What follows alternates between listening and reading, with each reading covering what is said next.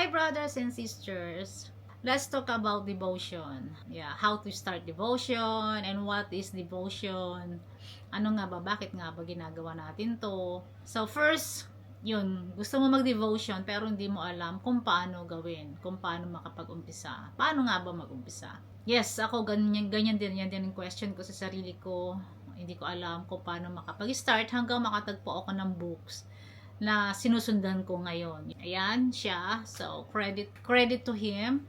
Yan yung book niya sa screen.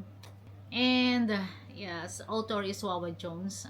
Marami kayo makikita sa Amazon na mga books na katulad niyan or sa Kindle or Kindle.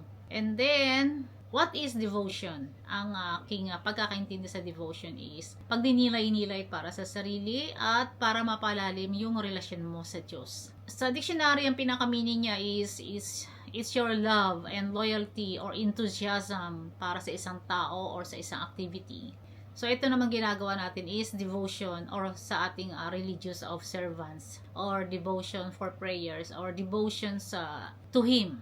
So, that's why para sa akin, we're doing this para mapalalim yung relasyon natin sa Kanya. So, yun na nga, how to do it. So, dun sa book na follow ko, kumuha ka ng isang scripture, katulad ng sa Romans 5:8. But God demonstrates His own love toward us in that while we were still sinners, Christ died for us. Right? Yan yung scripture na yan, kung paano yan umaapekto sa iyo or kung paano yan tumatama sa buhay mo.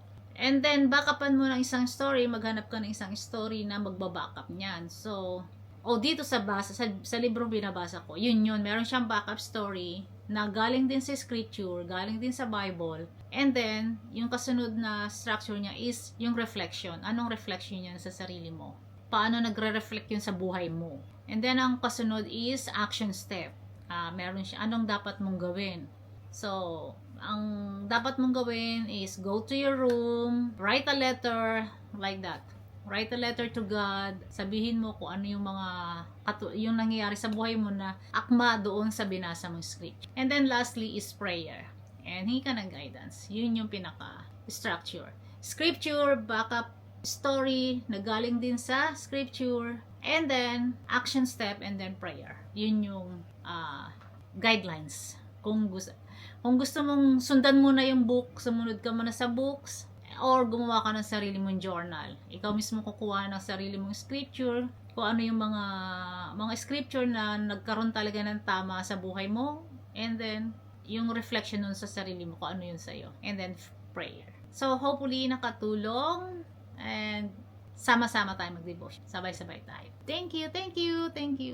God bless you.